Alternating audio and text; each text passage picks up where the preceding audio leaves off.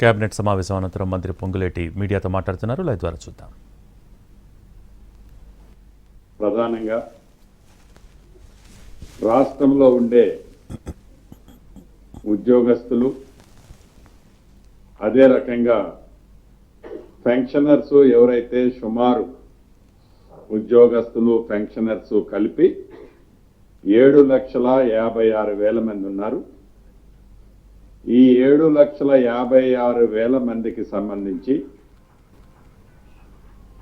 ఆరోగ్య భద్రత విషయంలో కానీ, ప్రమాదాలు సంభవించినప్పుడు వాటికి సంబంధించిన విషయాల గురించి కానీ రాష్ట్ర కేబినెట్ చాలా కీలకమైన నిర్ణయాలు తీసుకోవటం జరిగిందని చెప్పడానికి సంతోషిస్తున్నాను. ప్రధానంగా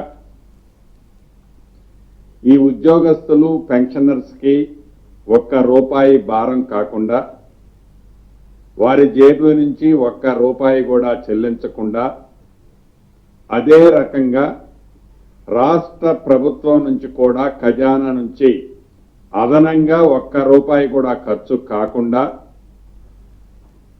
గతంలో ఏ రకంగానైతే సింగరేణిలో, జెన్కోలో ఇన్సూరెన్స్ సిస్టమ్ ద్వారా ఏ ఇన్సూరెన్స్ పాలసీ అమౌంట్ ఈ పెన్షనర్స్ ఉద్యోగస్తులు కట్టకుండా, ఏదైనా దురదృష్టకరమైన సంఘటనలో ఎవరికైనా ప్రాణహాని జరిగితే ఆ కుటుంబానికి ₹1,25,00,000 వచ్చే విధంగా పాలసీని ఇచ్చే కార్యక్రమంతో పాటు 60 సంవత్సరాల లోపు ఏ ఉద్యోగస్తుడైనా సహజ మరణంతో చనిపోయినా వారికి రెగ్యులర్ బెనిఫిట్స్ తో పాటు అదనంగా ₹10 లక్షల వచ్చే స్కీమ్ ని రాష్ట్ర ప్రభుత్వం ఈ రాబోయే 2-3 రోజుల నుంచి అడాప్ట్ చేసే కార్యక్రమం ఒకటి సుదీర్ఘంగా చర్చించిన తర్వాత ఈ నిర్ణయం తీసుకోవటం జరిగింది.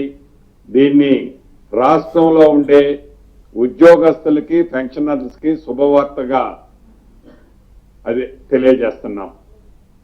అదే విధంగా ఏదైతే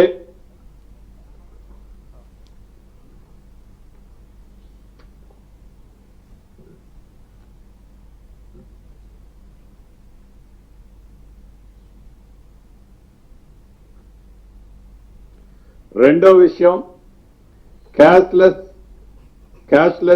ఎంప్లాయీస్ హెల్త్ స్కీమ్. దీని ద్వారా రాష్ట్రంలో ఉండే 3,56,000 మంది రెగ్యులర్ ఉద్యోగస్తులు, అదే రకంగా 2,88,000 మంది పెన్షనర్స్, వారి కుటుంబ సభ్యులు అందరూ కలిపి 17,07,000 మంది సభ్యులకి సుమారు ₹1 కూడా అదనపు ఛార్జీలు లేకుండా రాష్ట్ర వ్యాప్తంగా ఉన్న 652 ఎన్పానల్ అయిన ప్రైవేట్ హాస్పిటల్స్ లో సుమారు 998 డిసీజెస్ ఏవైతే ఉన్నాయో వాటికి డిజిటల్ హెల్త్ ఎంప్లాయీ కార్డు అందించడం జరుగుతుంది. దీని ద్వారా రాష్ట్రంలో ఉద్యోగస్తులు, పెన్షనర్స్, వారి కుటుంబ సభ్యులందరికీ ఈ రాబోయే ఈ 2-3 రోజుల నుంచి ఏ హాస్పిటల్లో ఏదైతే 652 హాస్పిటల్స్ ఎన్పానల్ అయి ఉన్నాయో ఆ హాస్పిటల్స్ లో 998 డిసీజెస్ కు సంబంధించిన దాంట్లో ₹1 కూడా వారి నుంచి ఛార్జీ లేకుండా, మళ్ళా వారికి తిరిగి హాస్పిటల్లో చెల్లించే కార్యక్రమం లేకుండా ఈ హెల్త్ కార్డు సిస్టమ్ ద్వారా వారి బేసిక్ పే ఏదైతే గతము నుండి ఉద్యోగస్తులు అడుగుతున్నారో వారి బేసిక్ పే నుంచి 1.5% ఏదైతే ఒక ట్రస్ట్ కాన్స్టిట్యూట్ చేసి ఆ ట్రస్టులో ఈ 1.5%ని పోలరైజేషన్ చేసి దానితో పాటు రాష్ట్ర ప్రభుత్వం కూడా ఈక్వల్ అమౌంట్ని ఆ ట్రస్ట్కి పంపు చేయటం జరుగుద్ది. ఉదాహరణకి ప్రాథమిక అంచనాల ప్రకారం మా దగ్గర ఉన్న వివరాల ప్రకారం 1.5% అంటే 528 కోట్లు, 528 crores ఉద్యోగస్తుల నుంచి ఆ ట్రస్ట్కి రేజ్ చేయటం జరుగుద్ది. సైమల్టేనియస్ గా అదే పద్ధతిలో రాష్ట్ర ప్రభుత్వం నుంచి కూడా 528 కోట్లు ఆ ట్రస్ట్కి జమ చేసి రమారమి 1,056 కోట్ల రూపాయలతో ఆ ట్రస్ట్ని రన్ చేస్తూ దానికి చీఫ్ సెక్రటరీ గారు సభ్యుల సమక్షంలో వారి ఆధ్వర్యంలో ఆ ట్రస్ట్ని రన్ చేస్తూ భవిష్యత్తులో ఈ మధ్య ఏదైతే కొన్ని పేపర్లు ఉద్యోగస్తులకి ఎల్ఓసి ఇయ్యని కారణంగానో వారి ఫండ్ రాలేదన్న కారణంగానో రిటైర్డ్ ఎంప్లాయీస్ కు ప్రాపర్ గా పేమెంట్ ఇవ్వని కారణంగానో కొన్ని దుర్ఘటనలు సరిగా అన్నది కేబినెట్ లో కూడా డిస్కషన్ వచ్చింది. భవిష్యత్తులో అటువంటి సంఘటనలు పునరావృతం కాకుండా ఉండాలి అని రాష్ట్ర ప్రభుత్వం ఒక మంచి నిర్ణయాన్ని తీసుకున్నదని చెప్పటానికి ఇది ఉద్యోగస్తుల సంఘాలు కూడా అనేక పర్యాయాలు అడగటం జరిగింది.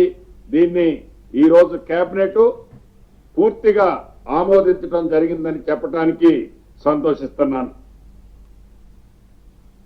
అదే రకంగా రాష్ట్రంలో సామాన్య ప్రజలకి మెరుగైన వైద్యం అందించడానికి ఏవైతే పెద్ద పెద్ద గ్రామాల్లో, మండల హెడ్ క్వార్టర్లో, కాన్స్టిట్యున్సీ హెడ్ క్వార్టర్లో, జిల్లా హెడ్ క్వార్టర్లో ఉన్న ఈ హాస్పిటల్స్ ని మరింత మెరుగైన వసతుల సౌకర్యం కల్పించే కార్యక్రమాన్ని కూడా చేపట్టాలని రాష్ట్ర ప్రభుత్వం నిర్ణయించడం జరిగింది. ఈ వైద్య విధాన పరిషత్ని director of secondary health care గా దీన్ని దృష్టిలో పెట్టుకొని కేబినెట్ ఈరోజు ఏకగ్రీవంగా కేబినెట్ లో తీర్మానించడం జరిగిందని తెలియజేయడానికి సంతోషిస్తున్నాను. దీనివల్ల గ్రామీణ ప్రాంతంలో అదే రకంగా జిల్లా హెడ్ క్వార్టర్ లో మెరుగైన వసతులతో కూడిన లేటెస్ట్ ఎక్విప్మెంట్స్ తో కూడిన హాస్పిటల్స్ ని రాబోయే కాలంలో సామాన్య ప్రజలకి మెరుగైన వైద్యం ఈ ప్రభుత్వం అందించాలనే దృఢమైన సంకల్పంతో డబ్బు ఎంత ఖర్చైనా పర్వాలేదు అని రాష్ట్ర ప్రభుత్వం దీని మీద ఈ రోజు నిర్ణయం తీసుకోవడం జరిగింది. తప్పకుండా దీనివలన మెరుగైన వైద్యం గ్రామీణ ప్రాంతంలో, పట్టణ ప్రాంతంలో ఉన్న ప్రజలకు కూడా అందుద్దని తెలియజేయడానికి సంతోషిస్తున్నాను. అదేవిధంగా ఏదైతే వైద్య ఆరోగ్య శాఖ మంత్రి గారు దామోదర్ నరసింహ గారి ఆధ్వర్యంలో వారి చైర్మన్ గా, ప్రభుత్వ సలహాదారులుగా డాక్టర్ నోరి దత్తాత్రేయ గారు, అదే రకంగా డాక్టర్ శ్రీనాథ్ రెడ్డి గారిని ఆల్రెడీ గతంలోనే అపాయింట్ చేసుకోవడం జరిగింది. చైర్మన్ గా దామోదర్ రాజనరసింహ గారి ఆధ్వర్యంలో వీరిద్దరితో పాటు అదనంగా ఇంకొక 2 ఆఫీసర్స్ తో ఒక అత్యున్నత కమిటీని కూడా ఏర్పాటు చేసి మెరుగైన కాంక్రీటెడ్ ప్రపోజల్స్ తో ఒక ప్రపోజల్ ను కూడా హెల్త్ సెక్టార్ లో తీసుకురావాలని ఈ రోజు కేబినెట్ నిర్ణయించడం జరిగింది. తప్పకుండా ఈ దీర్ఘకాలిక వ్యాధులు ఏవైతే ఉన్నాయో, ప్రధానంగా క్యాన్సర్ లాంటి దాంట్లో డాక్టర్ దత్తాత్రేయ గారు ఫేమస్ అన్నది మీ అందరికీ తెలుసు. అటువంటి వారి సూచనలు సలహాలు కూడా తీసుకొని రాష్ట్ర ప్రజలకి మెరుగైన సేవలు, ఏదైతే మేజర్ డిసీజెస్ తో సామాన్య ప్రజలు పేదవారు ఇబ్బంది పడుతున్నారో వారికి మెరుగైన సేవలు వీటి ద్వారా కలుగుద్దని కేబినెట్ ఆలోచించి ఈ నిర్ణయం తీసుకోవడం జరిగింది. అదే రకంగా